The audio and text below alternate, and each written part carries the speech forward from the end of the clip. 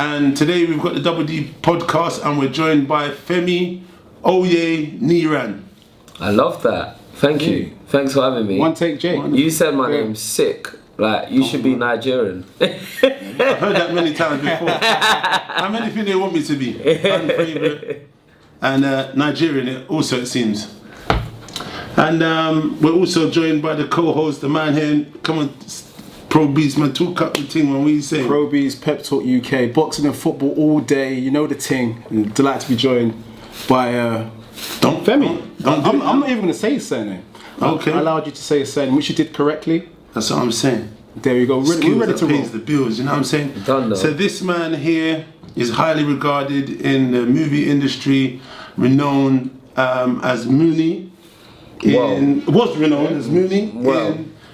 One of the many characters. Many of, about some of you. I don't know. You know, if you keep up to date with certain stuff, some of you do, some of you don't. But you might remember and say, "Hey, I remember that kid. He was that kid. He was that guy. He was that."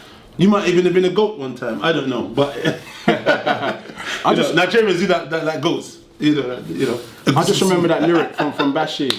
You should be more like Mooney and go uni. Yeah, that was a sick lyric, man. Yeah. It was quite memorable, actually. That was like probably one of the most memorable lines in the song, which is made the character more iconic, isn't it? And so, for real. Big up Bashi. That's one of the strongest soundtrack songs as well. To ever come out of the UK, because all those movies, no one really remembers the title track. Like, this is the only one that people actually remember. So yeah, ratings. Love that. You've been doing quite a few stuff. You've been in the Kidulthood, Adulthood, and the intent was. I'm not too familiar. I'm not going to pretend I know everything. I've did a bit of my homework. The intent was that your that's me and my partner Nikki Slimton, my business partner. Man, we put that together. That's our franchise, and you know what? It's exciting because we started. It was all independent. It was just our thing. Like we basically decided to make a film, and then we made it happen. So yeah, I'm really proud how far we've been able to bring that movie, because that came from us being in a down place to us deciding to do something independent, and now people look at it as one of the iconic films to come out of the UK. So it's a beautiful thing. You know what? Going on that, it's quite weird. Actually, I was actually watching, I think it was recently, I was watching the intent, but I watch so much stuff, so it all just rolls into one thing to me. Like I watch loads of movies, then I watch loads of boxing, then I read boxing, and then I just always, my brain's always working. If something comes up and someone asks me, it will just come out of the blue, and it will be just like, recognition, I remember. But I like those films. I think what's interesting is the journey of Femi. We was talking off camera. For those who don't know, Femi was the third guest on Pep Talk. Third guest 3 years ago. And talking to Femi at that time, we were talking about Kidulthood, we were talking about Adulthood, we were talking about what is going to happen for the future. And it's amazing to see the transition. It's incredible. Hard work, right? You know what? I've done a lot in 3 years, and all I can do is be grateful, because give thanks, I suppose in the 3 years, when I was talking to you last time, I think we're in the process of putting out the intent, and then we've done the intent 2 since then. We've got so many projects that we've done in between, smaller projects, and then we've we've got this thing called Against All Odds, which is out in March. We've got another thing. We've just got a lot of different strands, different lines of projects coming out that are that we're looking to put out in the next in the next year, that people are gonna see that it's gonna blow everyone's minds away. But also it's been learning. That period, you learn a lot. You learn about business, you learn about creativity. That's right. You learn, for me, it's just I've been learning so much. I treat myself, I'm a student of the game. I watch everything, and I'm learning from everything, and I'm reading everything. I'm constantly across what everyone else is doing. We were supposed to do this yesterday, but I had that screening, so I make sure I know what's going on, so that when it happens, I'm not surprised. One of those, I'm not surprised by anything. I'm across everything that's going on in my business. When I was going to become a lawyer, they used to call it commercial awareness. And commercial awareness is when when you go into the interview, you're supposed to like have a commercial awareness. They have a commercial awareness question, which is when they ask you basically, or tell us a story or like a deal that has happened in the industry that you find interesting. Like, or they could talk to you. They could just flip it on you and say, do you know what? What do you think about this deal that's been done? Yeah, you got to stay on your feet. Do you know what I mean? So you have to be. So you have to have commercial awareness. You have to know what's going on. It's your job to know what's going on in the game. So because of that, you know, I'm a student of the game and that I'm always learning. Absolutely. And I'm always like, you know, sort of in a way weirdly studying like what everyone's doing, both business wise and creatively, because they go hand in hand for me. I see myself as a creative entrepreneur.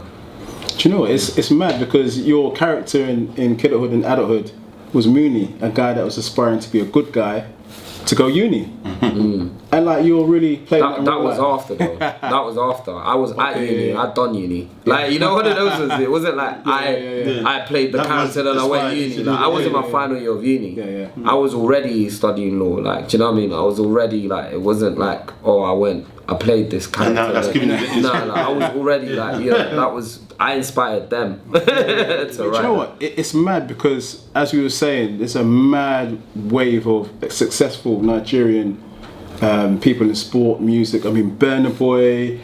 I mean, there's so many of us. Joshua. I mean, I saw Wiz. It's mad. I saw Wiz the other day at the O2. Like, to think that's like, you know, not many UK artists can play the O2.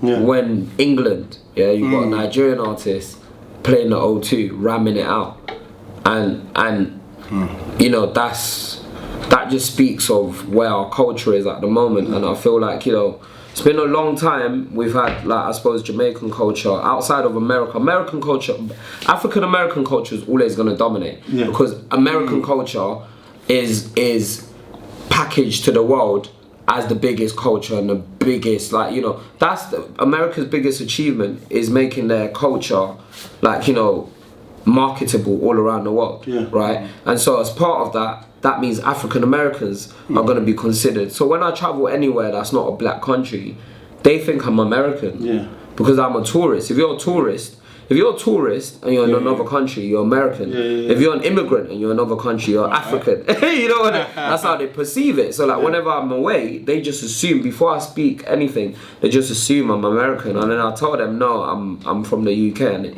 they find it a bit confusing. So I feel like it's a good time to be from, one, I feel it's a good time to be black and British, more so than ever.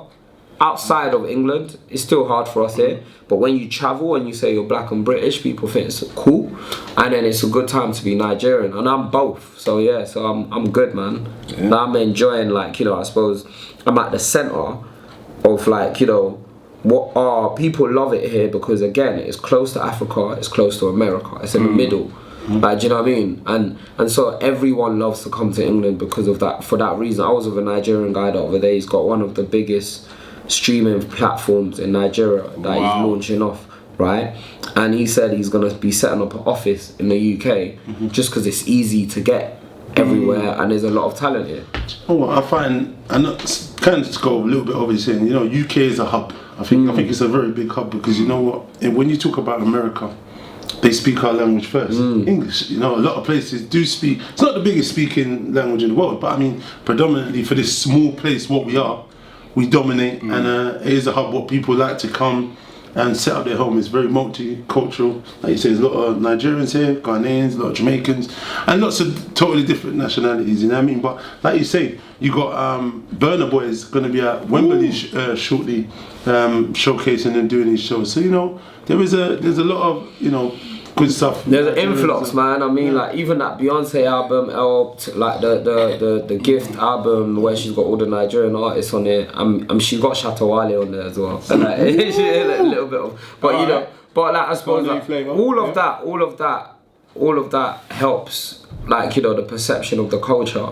Like, because like you said, Nigerians always been loud.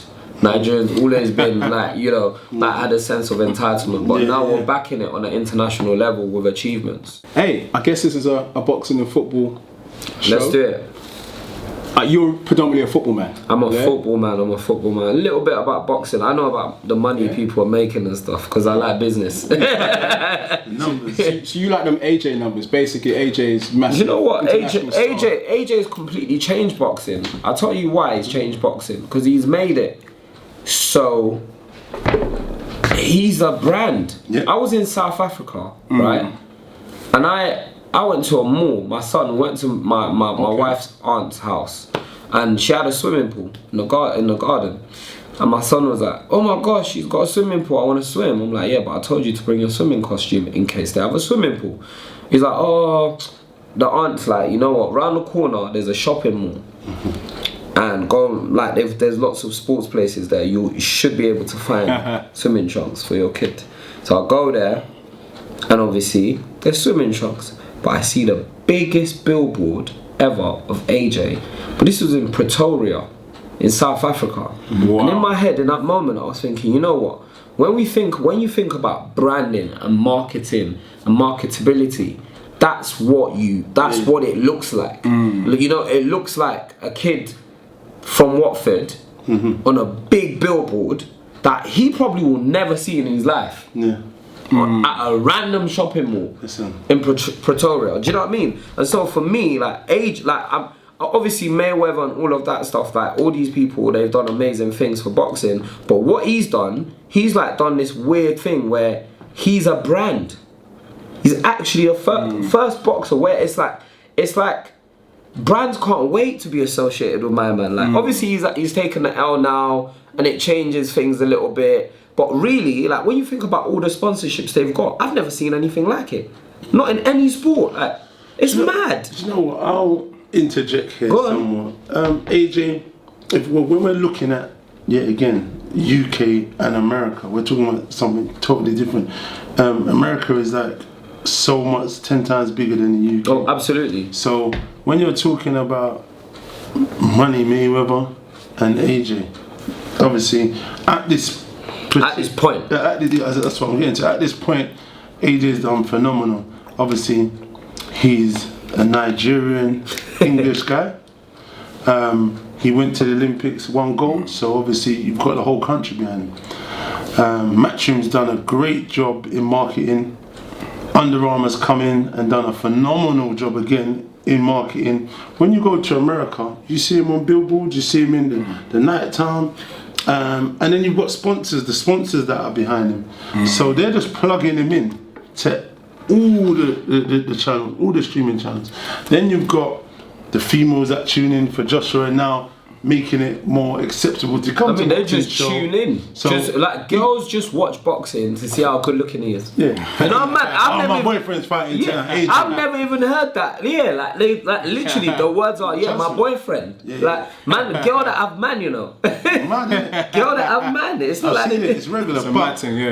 So he's done extremely good. So when obviously since the poster boys he's made it more like fun in terms of for just a normal Joe public. That lovely kid old AJ from Watford. Yeah. I remember him. You know, nice tall strapping lad. You know, like that. No, yes. Yeah, so he's made it acceptable like that. So it's gone into all the homes, and then they put in the machine behind him. That machine is ridiculous. Yeah. And because he's making the money, they can afford to even put more money into that. You know, marketing is everything. Yeah. You know, and obviously, once they set the infrastructure correctly, all it is to just let it go to the world, and you see all the streams go out there. So he's everywhere. He's African. So you know, even though he's Nigerian, Africans are proud to take him as one of their own. Yeah. You know. But did you see him landing in Lagos? Martin. You see him like landing in Lagos? It was mad. It was mad. The whole of people were messaging me, "Oh, can you get AJ to do this? We've got some money for him." Do you know AJ? I know. Like, I've seen you in pictures with him. Listen. Like people, I was getting messages from Nigeria to try to connect these people to my people, and all. I was just like, whoa. Listen, not interesting. It was mad. Man, that guy we met, he was talking on Smoke Bear. People were trying to. Yeah. But he's not AJ. And he's obviously like, you know, he did that advert as well for phone network or something like that in Nigeria as well. Nigerians lapped it up, like lapped it up, like you know that, like you know, like it was I can't remember what the advert was, but he did a little advert that went on TV in Nigeria, but it was online here, like it came online here. So yeah, so the Nigerians lapped all of that off. They lapped it all up. So I think he's done well off the back of that. Tyson Fury, obviously, he's doing well. I can't believe like my man's just come back. Man's doing WWE. That shocked me this morning. I was like, right, my man's just doing WWE. But he does look like a WWE. He looks like Big H. The Big Show. The Big Show. He looks like the Big Show. Yeah, he looks like the Big Show. But it's mad because he's doing so many different things. Like, I remember he was on the Breakfast Club with Charlemagne, DJ Envy. And then months later, he's on WWE. Vince McMahon, Shane McMahon, Steph McMahon. And mad. Even the other day he was in the club with Mayweather and a few other people. What it is he's being smart. He's kind of, if you notice, he took his camp to America from a long time ago and said he's going to base himself here a lot more regular. Now that he's signed to the top ranked ESPN, I'm sure they've got a marketing team and a strategic man who's probably saying, you know what, if we can get into this, we'll generate more interest over here. If you go into that, well, this will generate that, and it will generate revenue, and you'll go into the normal home. But WWE, a perfect example is Brock Lesnar, when he went from UFC to UFC. Yeah. He was commanding the biggest numbers in UFC history at the time, I guess. So he was ahead of his time slightly then. Because of the traction he had in the fan base, because that WWE fan base is phenomenal. It's mad. It's huge. It's an ingenious move, and anyone who talks to me about it, I'll always say, listen, man. How much is he getting? 12 M's. Movie could have made 12 M's. I'm not talking about M&M's. I'm talking about that moolah. And then he can still do that and come back to boxing and still be training in between for his fight for. When is it? It's his next fight is when? He's got 2 fights. Well, his WWE one's end of October. In Saudi. Whew. Yeah, they've brought more money. But it's interesting because why do you think you guys are boxing thing? So these guys are all going to the Middle East just for peace. Well, let me interject here somewhat again.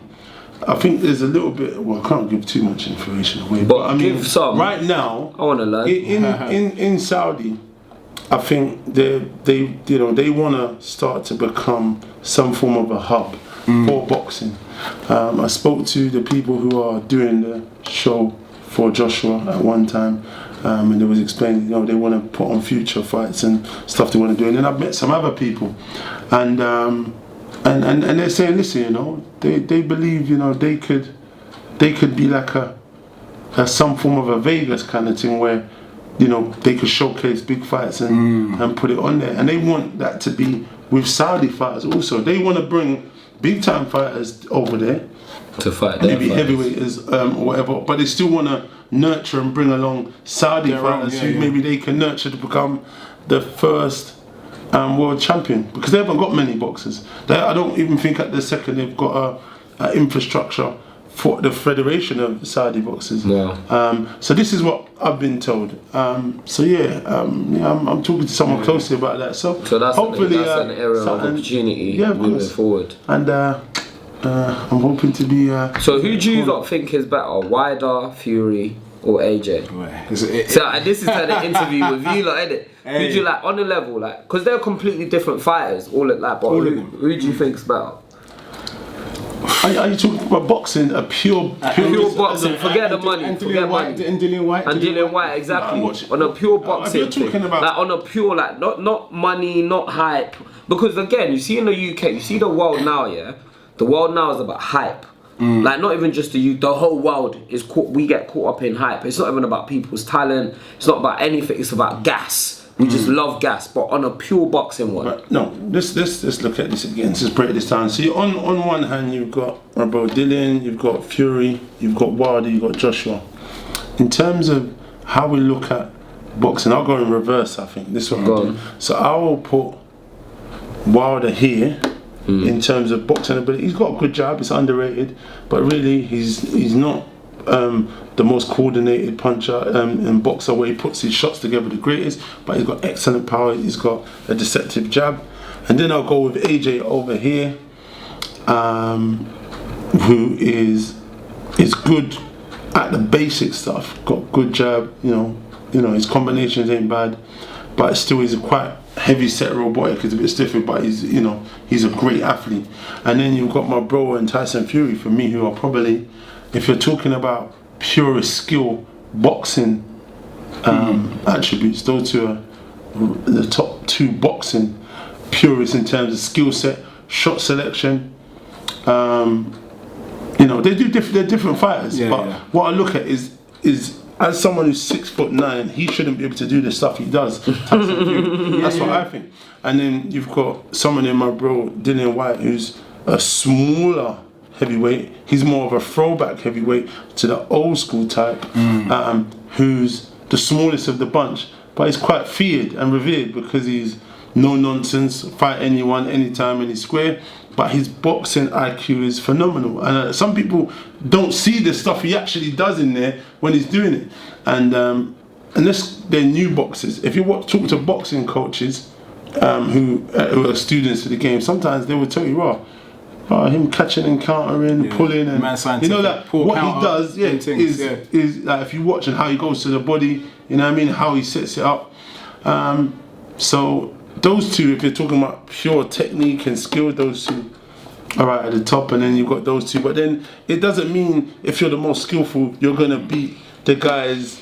It just depends what happens on the day. Like on the day, stars make fights, and sometimes the person who keeps it simple and basic is economical as well in terms of how they do it. You know, they keep it basic. Because sometimes when you're doing certain stuff, you do open up yourself for counters also. Because if you're going to counter, they could counter a counter. You understand what I'm trying to say? So it's a very technical chess match when you're in there. But I mean, look, Deontay Wilder, everyone's complaining about him. For me, I still got to give him great respect in terms of he's 41-0, 40 knockouts. Are you mad? Who cares who he's knocked out? I'm sorry. It's ridiculous. You still got to knock them suckers out. It doesn't matter how you do it. Highlight rule is Listen, madness. he still knocked those suckers out.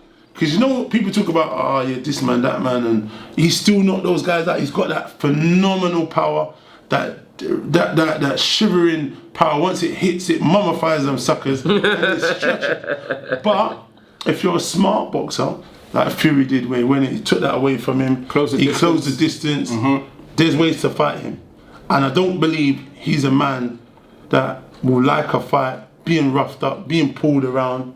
You know what I mean? And just being able to not get that one Alabama power right hand doing the job. And I don't know, you know. I feel deals all wrong for him in terms of style. Not to say he can't lose or anything, because anyone can lose if you get hit with that right hand. But I think how Dill fights, how aggressive he is, how he comes forward, how he presses, how he goes to the body. I don't think he's been punched to the body by no one like he will be if he fights Dillian Whyte. I also feel that, you know, I shouldn't say he hasn't got a decent chin, because everyone was talking about his chin, but he did take some good punches by Tyson Fury. Not to say Tyson Fury is a noted puncher, but at heavyweight, once you get clipped on the chin, irrespective if you walk onto it, and anyone over 15 stones or 14 stones carries some form of weight. And he took some decent shots by Fury and Ortiz. So, you know, he got clipped by some decent shots. And he pulled through those. So that's what a true champ does. He rises to the occasion and pulls through. So Joshua, on the other hand, I'm a big fan of his as well. I like Joshua. I talk to him. He seems cool. I'm a big boxing fan, so I just keep it real and talk it as it is. There's no bias for my bro Dillian. He's done his thing. I don't need to do no bias. He's worked himself and he's earned his stripes to be in the conversation when you're talking about these guys. We did miss Andy Ruiz Jr., but he's a champ. Everyone knows how good he is. There's no disrespect to you, boy, Andy. But back to Joshua. Listen, he's been a great ambassador. He's livened up the place. The rivalry with him and my bro Dillian is livened up the place. The rivalry with him and Tyson Fury, them going back and forth, and Deontay Wilder. It's just opened up the doors to so many arguments with different people. Man, heavyweight division was dead for time. Yeah, the Klitschko's really stunk it out. It was dead. It was so dead. It was so dead. But it was coming. It was coming back. The resurgence was there. I know. Obviously, we're talking only about And Josh, but we still got to give Deontay Wilder credit also because absolutely. across the pond, he was doing his own thing. He was making his own noise, knocking out people in Alabama Power. You know, all that noise, whatever he's saying. So, you know, you gotta give him his credit. I mean, I see him at time. He seems cool. Listen, I don't need to be fighting all my bros' battles, but you know, I just he was mad humble. He was mad humble. He was cool, so I just gotta give him the credit he deserves. He weren't rude. He didn't say nothing. He kept it kind of real and just kept it on the level we spoke. And you know, I definitely wouldn't have wanted to catch that right, but I was looking to bob it and take down on side. You get me and keep it moving with that slim ass dude. But I mean. Yeah, he was cool, he was respectful, and all you can only deal with someone how they actually deal with you. Do you know what I mean? And I take people for face value. Obviously, there was a lot of smoke between him and Dill, but Dill's, I'm sure. Sometimes it's entertainment, isn't it? For the camera. Sometimes, you know, Dill's a man of his thing. If he says something, he wants. You know what I mean? But what about Big Baby? Because Big Baby was saying a lot before. Big Baby Millie was saying a lot stuff about Dill and stuff like that. Do you know what? I seen him also. He didn't say a peep. That guy was moving like I was invisible. I saw him at the O2.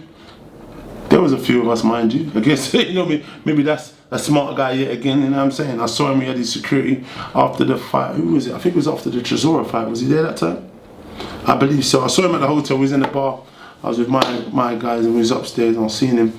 I was standing there. He didn't really say anything. I kept it. It's not my battle to beef everyone, but I saw him. He did talk a lot of smoke, you know, because I know him to be a smoke man. I know he knew who I was. I knew who he was. He didn't really say that. Not to say I'm out to fight him, but he does talk a hell of a crud. Yeah. You know what I mean? And, that's fun, man. That's boxing. It's part of the culture. So you know what I mean? It's not my job. You see, boxers and rappers. It's just dissing each other non-stop. It's like if the minute you take that away from boxing, it's not fun. Yeah, the rivalry. It's important because I see Krypton Conan and Wiley. Are they going at it again? The Morley's freestyle. Yeah. By Krypton Conan. That was, the freestyle was hard. It was mad on that one. It was good. It was hard. Kreps. Like Kreps and Conan are really like, for me, they're such gifted guys and they're underrated even for how rated they are, because like, you know, sometimes it's easy because they make all the hit songs and all of that. It's easy to forget that. You know, these guys and they've got lyrics, like, you know, like they're actually barrers. They're punchline. He was shelling. They're punchline kings, man. Punchline kings, and like they're the nicest guys, and they're intelligent as well. They're doing business. They're completely, again, if you're talking about people that change the way people do stuff, completely change the way to be a rapper in this country. They've got a TV show. They've got platinum albums. They've got their own shop. They've got their own fans. They've got their own Preps and Cones. They've got their own, like, you know, God knows what they're gonna do next. Do you know what I mean? And like, you know, and you know that when people talk about, you know, you have to have different streams of revenue, 100%. And that's what they're pioneering, and that's what they're showing the kids. Like, and only in America have we seen stuff like that. Yeah. Do you know what I mean? Where people, I mean, Stormzy's doing his thing as well, and that, you know, he's got his publishing company, he's got his record, he's got like all these different things going on, even stuff that we don't know about. But Kreps and Conan, their thing is visible, that it's within the community. Like, do you know what I mean? They went back to their ends and opened that shop. Yeah, they didn't put the shop big. in no random other. They didn't put their restaurant in no random other place. Like, do you get? Femi, talk to me, man. Football. Yeah, it's bad, man. Yeah? It's bad. This is the worst. I messaged my friend all the time. This is the worst United team ever. Manchester United. Yeah. Why do you think it is? You guys, you were running things in the 90s. Yeah, but I was 2000s. in the 90s. I know it was you in had the battle with my guys, Arsenal. No, that's Alex Ferguson. You know what? When you know what's mad about the Ferguson thing? When you're talking about team and marketing and all these things, you know, all the, like when we're talking about Joshua and all these people, and we just look at Joshua, but we don't look at the team of 100, 200 people behind it making Joshua happen. Exactly. Do you get what I'm saying? Team, you need team. When you're talking about the team, yeah, when you're talking about Man United, do you know when I realised that Alex Ferguson was a bad boy? Was the season after he left. Yeah, right. You man. The season he left, season he left, we won the league. The season after, we had the same players. We were terrible.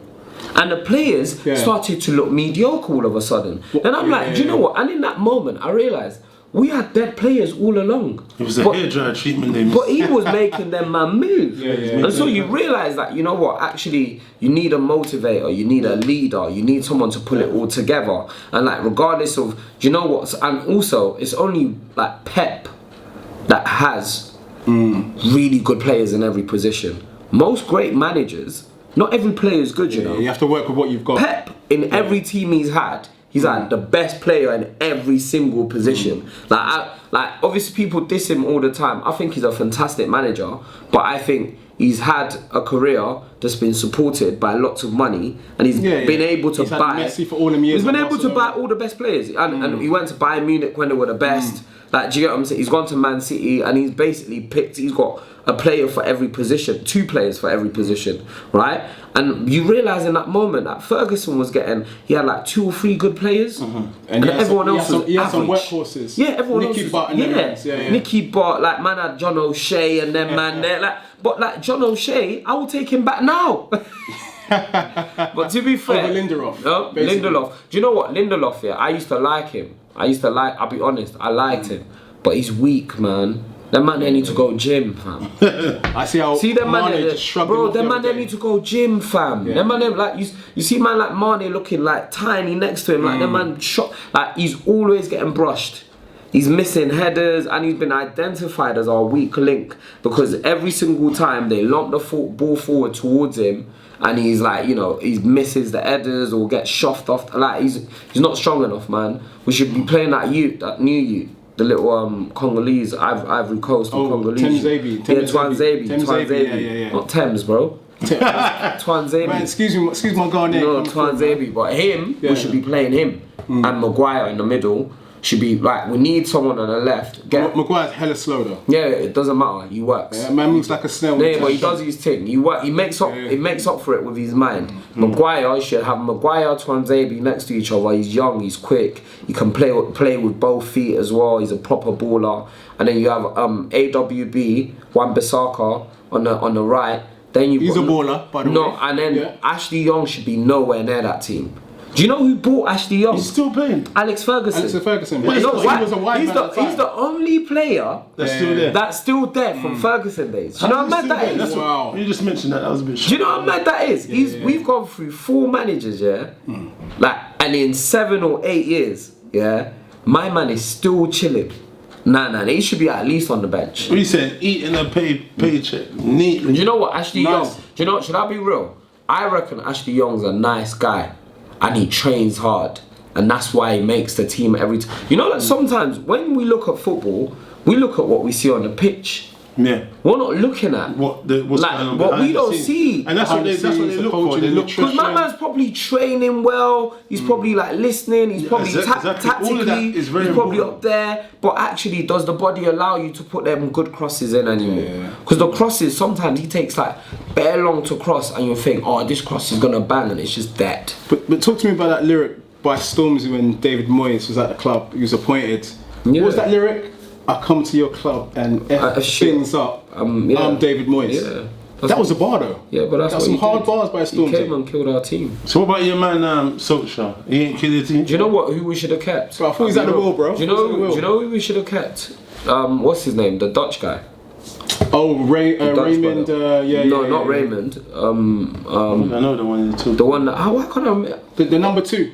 The number 2. AVG or whatever his name. Not the player. No, the coach. The coach. Why can't I remember his name? Van Gaal. Louis Van Gaal. Yeah. Do you know what? Your supporters were not happy with him. No, but we should have kept him because do you know what? Yeah, when you think about anything that's good at United right now, apart from Pogba, who everyone says, oh, he's toxic. Who gives a damn? He's good. I don't care. You know, I don't care if your attitude stinks. You know, as long as you're delivering. He's good, bro. Who cares, bro? He's like one of the best players. He's good, but he's not Vieira. No, but but he doesn't want to be. This is what's mad. Do you know what's mad about it? Yeah. Do you know what's mad about it? I shouldn't even be saying this. I know his cousin, and I was talking to his cousin, and his cousin said Mourinho was trying to turn him into Vieira, but he's not Vieira. He doesn't want to be Vieira. He's Paul Pogba, bro. So what is he then? Is he attacking midfielder? Is he defensive midfielder? He's not a defensive midfielder. I think you play him on the left, and you play him as part of either, like, you know, you need someone at home base that just cleans up and defends. that Vidic is supposed to, not Vidic, what's his name? Matic is supposed to do. Matic is too slow, but he's terrible. Yeah. He doesn't pass well. He's dead. Yeah, McTominay is still too young. He's not really got a good range of passing, but he's a decent player. Yeah, but you need someone that cleans up the mess in front of the defence. Yeah, and you let Pogba just be free. You let him roam. You know that? Yeah. Where does Cristiano Ronaldo play? He plays where he wants. He's the gaffer. Yeah, that's what you let man. When you get a good player, you create a space in your team to let him do what he likes. That's what I believe. Like, and that's what old school man. That's what Alex Ferguson done. Imagine Alex Ferguson made Ronaldo start playing like a striker when we had Wayne Rooney. Man put Wayne Rooney on the wing. Yeah. Pre that, bro, we had Wayne Rooney. He was on the wing for Ronaldo because Ronaldo was getting more goals. Like, you tailor your team to man that bang and man that know what they're doing. But ultimately, if you look at anything that's good at United, so like Rashford, Van Gaal gave him his debut. Yeah. He bought Martial. And I remember Rashford scored his first goal against Arsenal. No, he scored his first goal against Arsenal. In the Europa League. In the league goal. In the league goal, 2 goals. I remember that. I was pissed. I remember when we bought Martial and he banged maybe 2 goals against Liverpool. And I was like, I was in New York watching the match. Putting Henri. I said that. I was about to say that. I was like, when I saw that goal, the 2 goals he scored, they were Thierry Henry goals. I was like, my brethren were all Arsenal fans. I'm in an apartment in New York at like 8, 9 in the morning watching it, and we just bought the new Thierry Henry. I was gassed. But like, you know what? I love United, and it's a shame at the moment it's not going our way. We're not going to get relegated. We might not make top 4, but we'll be top 6. Who cares, man? Yeah, Europa League finish for you guys again? Nah, I think so, yeah. Do you know what? I think United, Tottenham, I think really top 4, if it stays how it is, I think it's Chelsea or Arsenal, Leicester, Man City, Liverpool. Just to conclude, obviously you as a Manchester United fan, you've had to go through a difficult transition when you appointed David Moyes. Arsenal have appointed Unai Emery after Arsene Wenger. Not as bad as David Moyes was. Arsenal fans are they're not having it. Yeah, but they're not happy. I've watched Arsenal play. When Arsenal play, it's still the same Arsenal. It's the same. That's what fans What's mad? What's crazy about Arsenal? Arsenal fans are deluded. They are so delusional. You see Arsenal fans, yeah. You see me. I will sit here and I'll diss my team. I'll be like, yeah, my team's dead. It's not going well at the moment. Yeah. Like, Pogba could play better, but no one knows. I will diss my team all day. You see, Arsenal fans, delusional, fam. Like, so delusional. Yeah. But I'll tell you why. Because, the football has not changed. It's still attack.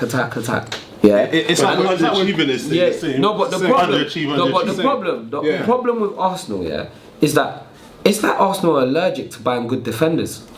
Yeah, something's wrong with that. It's like man don't want to buy a good like, the thing is, for the past 10 years, Arsenal's problem has been defenders. Yeah. But man went and bought Luiz on the last day. Luiz is a central midfielder.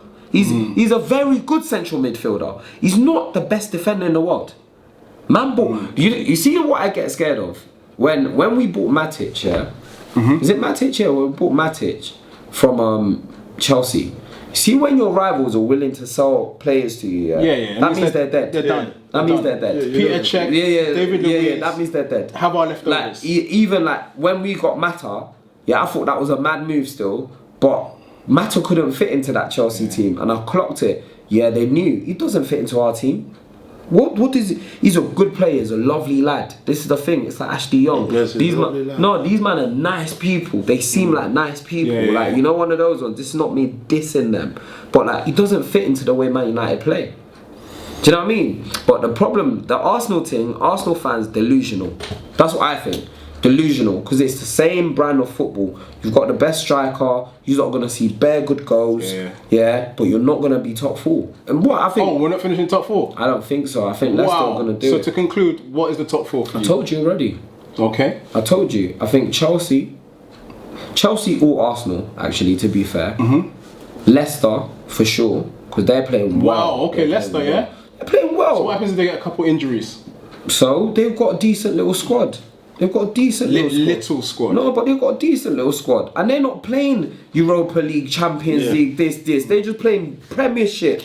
This is what you sort of forget. You see, like when you're just playing Premiership, that's like, when they won the league. You have a decent little run. Look, you have a decent little run in the League Cup. You're not gonna win. No one's gonna care. Man City or a team with a good squad is gonna win it, So Man City or Liverpool or maybe Tottenham or Chelsea will win the League Cup, And then, because Man United are dead, I watched us the other day, we can't even beat them average teams. So one of them teams will win the League Cup, Like Liverpool, Man City will win the FA Cup, This is what's gonna happen. But Leicester they're not gonna go find them competitions. They're gonna just focus on the league and a high finish. And I think Leicester are gonna be in the top 4, generally. Like based on the run, I thought Wolves initially, based on last season, but nah, they're not that strong. I think because Leicester have done winning the league. You know when you done winning, you see your mind. You see when you play, you know, like because you've won the league before, When you play Man City, you're not shook. You're not shook. When you play Liverpool, you're not shook, you know, because in your head, we beat you twice before. Remember when they won the league, they battered Man City. Do you remember that game? Vardy was causing. Do you remember when they battered? Like, so in your head, you're looking at the same man. You're like, oh, right. Remember that time when man beat you 5-3, fam? Remember, like it's like AJ now. He's going for this fight again, In AJ's head, before obviously he took it, he was complacent. Didn't take it, or whatever. He was injured. Whatever happened, happened, or whatever his reasons were. But in his head now, this brother's knocked me down. In the brother's head, I've knocked you down before. So there's a more. So there's a that's crossing your mind. Do you know what I mean? So for Leicester, I think they're gonna overachieve this season. And Brendan Rodgers is not a rubbish manager. Man, think he is, but he's not dead. He's not dead. No. But you think Arsenal top 4? I don't know with Arsenal at the moment. Arsenal 1 week were good. Next week, Arsenal are losing to teams like Sheffield United.